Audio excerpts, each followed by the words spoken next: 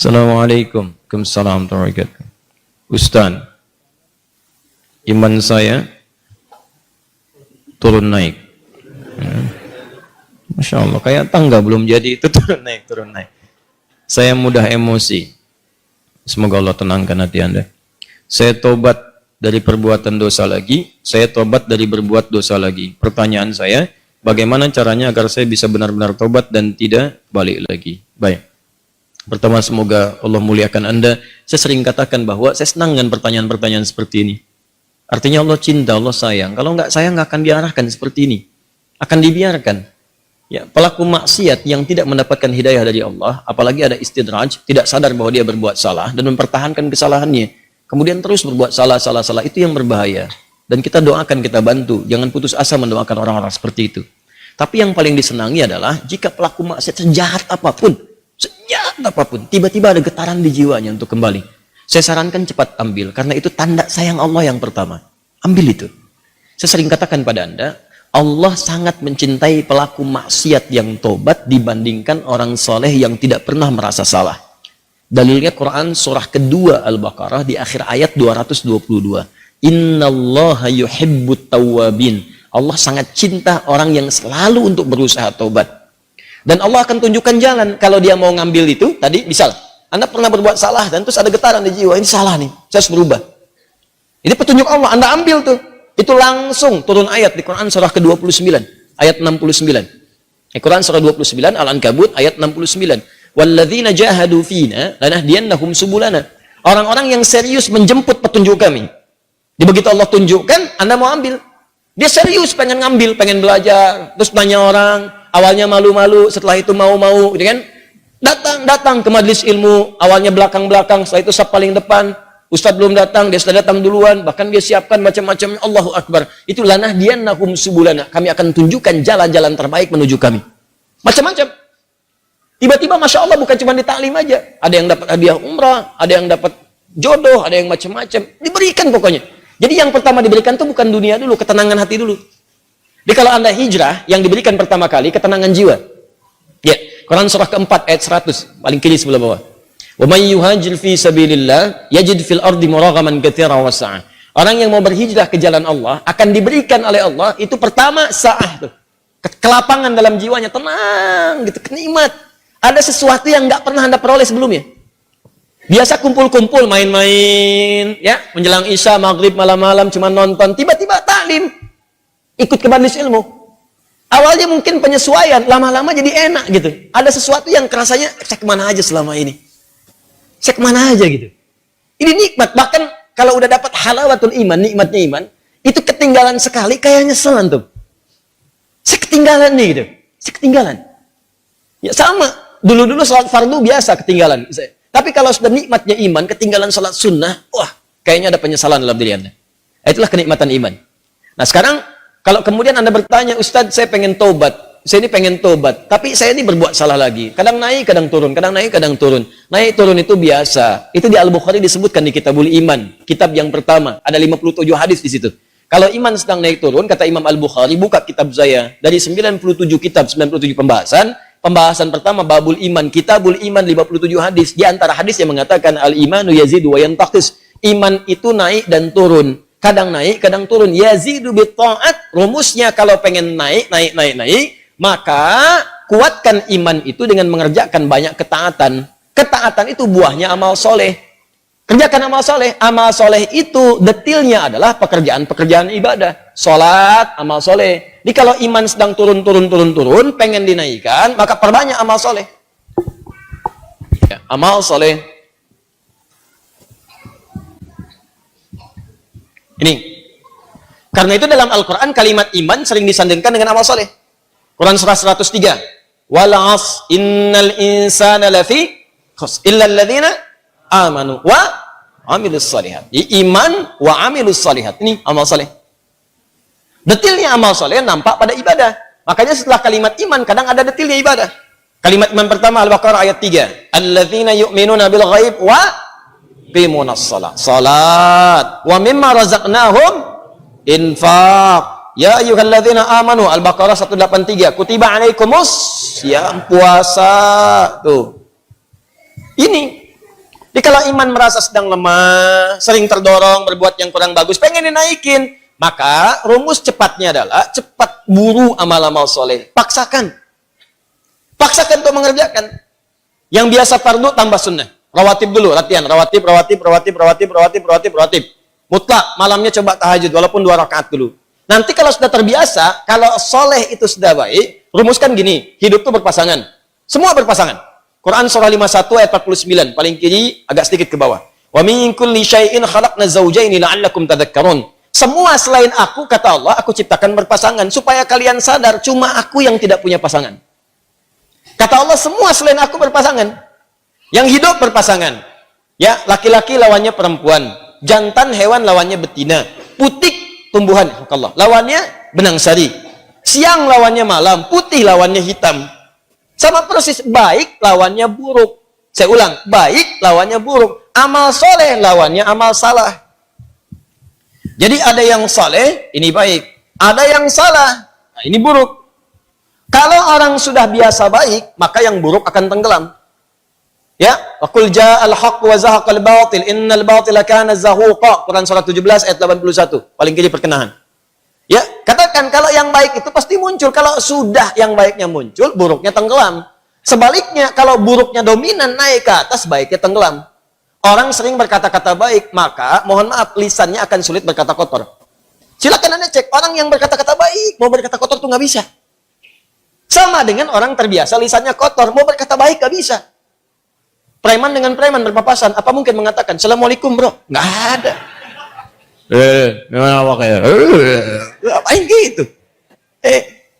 Kiai dengan kiai nggak mungkin berkata kotor.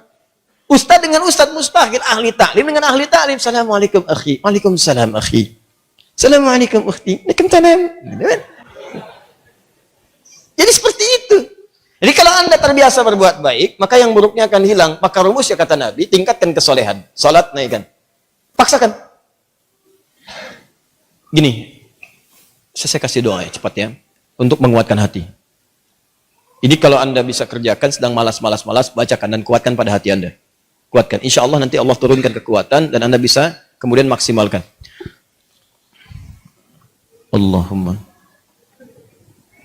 Ikut aja. Allahumma paksain. Ya. Paksa.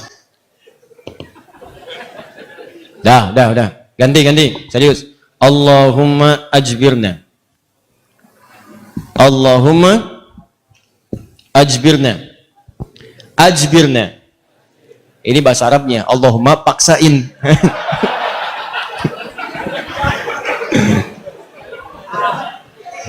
Ya? Paham? Ditingkatkan, naikin salat. Mulai dari salat. Nah, kemudian ini penting, salat itu yang paling utama karena dalam salat itu banyak kalimat tobat. Antum baru takbir aja, habis takbir kan tobat. Coba lihat. Allahumma ba'id baini wa baina khataaya kama ba'adta bainal masyriqi wal. Ya Allah, mohon jauhkan antara aku dengan kesalahan yang telah aku perbuat. Sejauh-jauhnya. Aku nggak ingin lihat lagi. Seperti engkau jauhkan antara timur dengan barat. Jauhkan ya Allah yang tidak pernah bertemu. Allahumma naqqini minal khataaya kama yunaqqat thawbul abyadu minad danas. Ya Allah, kalau kesalahanku begitu pekat, mohon bersihkan seperti pakaian dibersihkan dari noda. Allahumma ghsilni bil ma'i wa thalji wal barad. Kalau begitu pekat luar biasa, gunakan ya Allah walaupun hanya air yang sangat dingin. Gunakan ya Allah. Maksudnya bersihkan sebersih-bersih. Antum tobat tuh, makanya pahami bacaan-bacaan salat.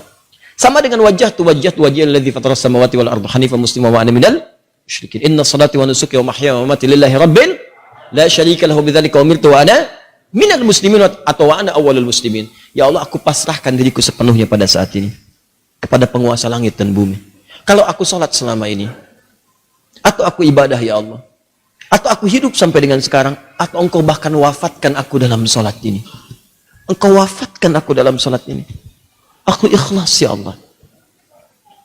Aku ikhlas. Berikan bimbingan kepadaku untuk meningkatkan ibadah. Dengan itu aku diperintahkan. Jauhkan dari sifat musyrik. Mulai sekarang aku berjanji ya Allah, aku akan lebih patuh kepadamu.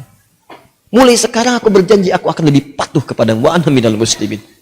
Muslim itu kan patuh, tunduk, patuh. Jadi kalau Anda mengatakan kalimat itu habis salat berbuat maksiat lagi, Anda berkhianat dengan kalimat Anda. Makanya sering katakan, pahami bacaan sholat, pahami. Anda akan mengerti betapa nikmatnya sholat ketika Anda memahami bacaan-bacaannya. Itu kalimat pertama. Kemudian di luar-luar itu Anda beristighfar. Makanya habis sholat kan Anda berzikir. Quran surah keempat ayat 103. Paling kanan, agak sedikit ke atas. فَإِذَا قَضَيْتُمُ الصَّلَاةَ, maka jika Anda selesai menunaikan salat, fadhkurullaha, maka segera berzikir kepada Allah. Apa zikir pertamanya? Hadis Muslim nomor hadis 571. Astaghfirullah, astaghfirullah, astaghfirullah.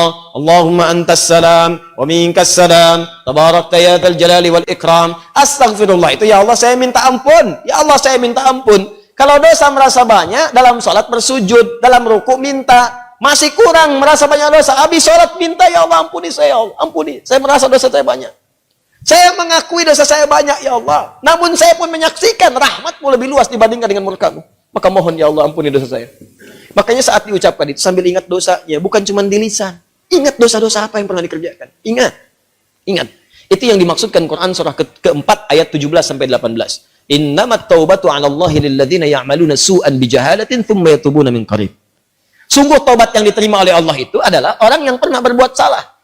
Salah itu bawaan manusia. Jadi kalau Anda nggak pernah salah, patut ditanya, Anda itu manusia apa malaikat? Cuma malaikat yang nggak pernah salah. Quran surat 66 ayat ke-6 paling kiri sebelah atas. La ya'sunallaha ma amarahum wa yaf'aluna ma yu'marun. Malaikat nggak pernah salah, nggak pernah bermaksiat, mengerjakan tugas sesuai tupoksinya. Nggak pernah bermaksiat.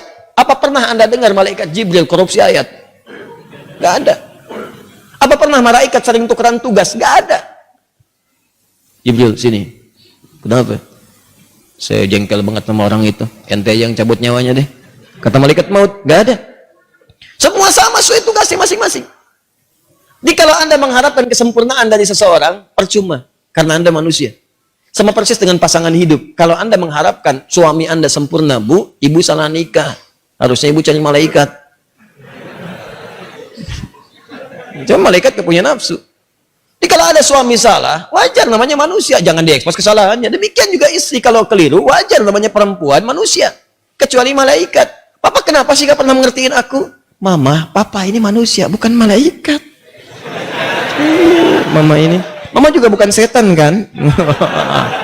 Kalau setan sebaliknya, selalu kenal salah, nggak kenal benar. Dan setan nggak mau tobat. Manusia pertengahan, salah dan tobat. Setan salah, nggak mau tobat. Jadi kalau ada manusia mengatakan dirinya manusia salah, nggak mau tobat, patut ditanya dia manusia atau? Itu. Paham ya? Tobat itu terus. Makanya disebut tawab. Tawab itu nggak berhenti. Jadi kalau sekarang belum kerasa perubahan dia, terus tobat, jangan berhenti. Terus tobat. Misal sekarang tobat nih, masih berulang, tobat lagi, terus jangan berhenti. Sampai Anda merasakan bahwa perbuatan itu buruk dan membencinya. Terus, jangan berhenti. Jangan terus tobat, nangis. Hari ini nangis, nggak bisa, besok nangis. Nggak bisa, besok nangis. Nggak bisa lagi, tangisi diri Anda yang belum bisa menangis. Terus. Dan kalaupun Anda wafat, Anda sedang dihitung wafat dalam keadaan berusaha tobat. Itu poinnya. Bukankah ada orang membunuh 100 orang dan dia berusaha tobat? Dia berusaha tobat, datang ke majelis ilmu, berusaha di jalan wafat, dihitung oleh Allah. Padahal belum tahu dia diterima atau enggak tobatnya, belum tahu dia. Cuman dia berusaha di jalan mewujudkan tobatnya, bunuh orang. Anda bayangkan, maksiat itu udah hatam, udah lewat bahkan.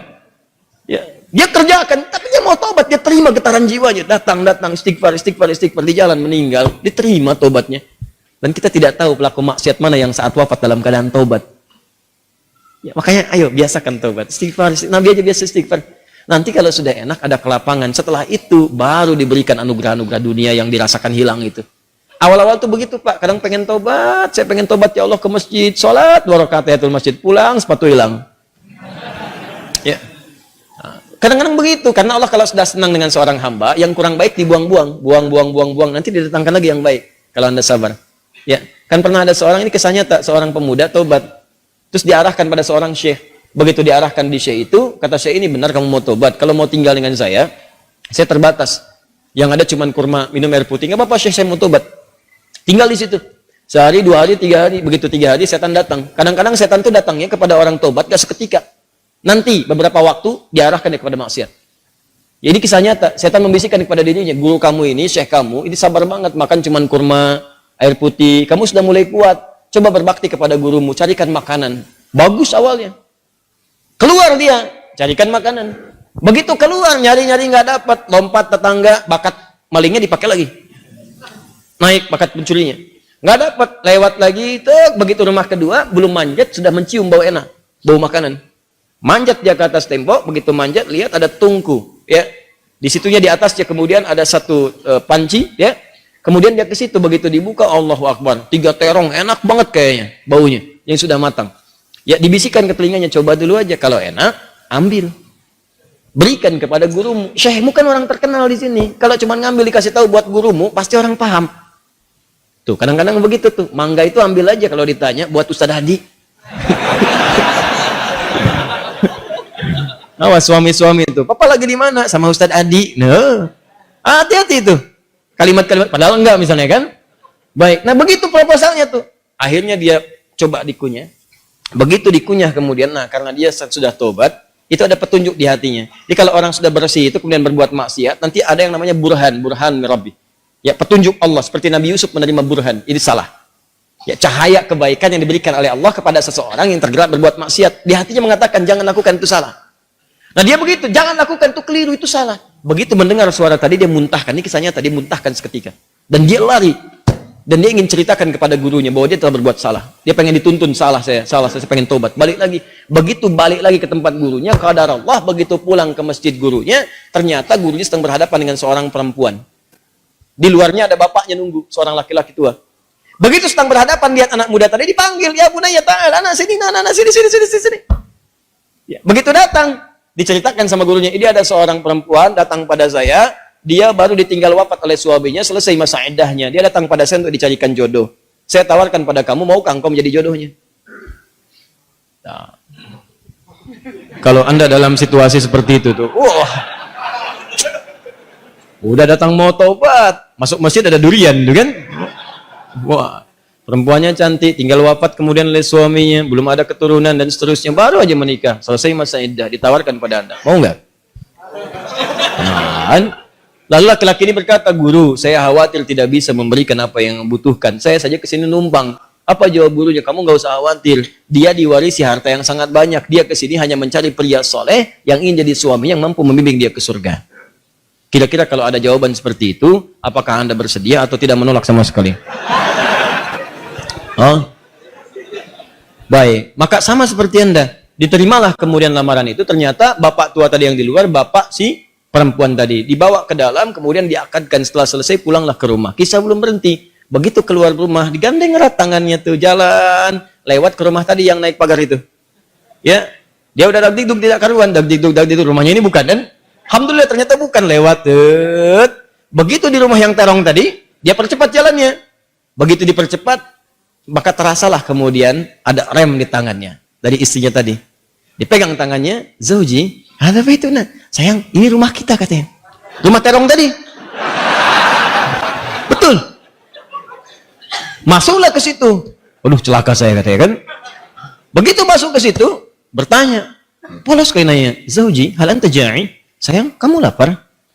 Jujur dia, nah, saya lapar. Saya 3 hari makan cuman kurma, minum air putih gini. Alhamdulillah. Baik, tunggu sebentar. Begitu ke dapur dia lihat, wah, terongnya kan bermasalah tuh. Pancinya kebuka, lihat. Rupanya dia menyiapkan terong itu untuk suami barunya. Begitu dilihat terong yang bermasalah, dia teriak, siapa yang makan terong saya? Katanya. Tahan. Kalau situasi itu terjadi, bagaimana respon Anda?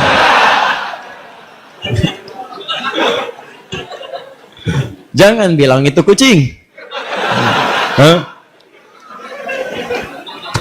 Nah, lalu tiba kemudian tergeraklah hatinya datang. Perhatikan kalau rumah tangga seperti ini, nikmat kehidupan dunia tuh. Ya, tidak akan terjadi perang per dunia pertama, kedua, ketiga dan seterusnya. Lihat baik-baik. Datanglah suami ini mengatakan dengan jujur, Zauji, sayang. Ini di Quran tuh gini, selalu laki-laki perempuan tuh zauj. Kecuali dalam masalah nanti warisan menggunakan zaujah untuk menunjuk kepada gender perbedaan hak waris.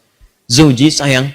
Kisahnya begini katanya. Aku ini sebetulnya mencarikan makanan untuk guruku. Lalu setan membisikkan sampai tiba-tiba ke sini aku buka ada terong, aku cicipi. Tapi demi Allah, tidak aku telan, aku muntahkan karena takutku kepada Allah. Sampai aku kembali tadinya mau tobat, sama guru dipanggil suruh nikah sama kamu.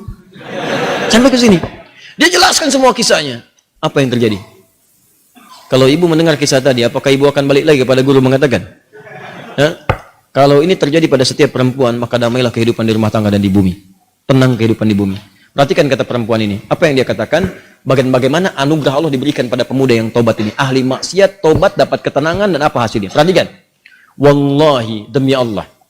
Secuil terong yang kau muntahkan karena Allah itu, maka Allah ganti dengan seluruh terongnya, panci tempat terongnya, rumah tempat terongnya, plus pemilik terongnya.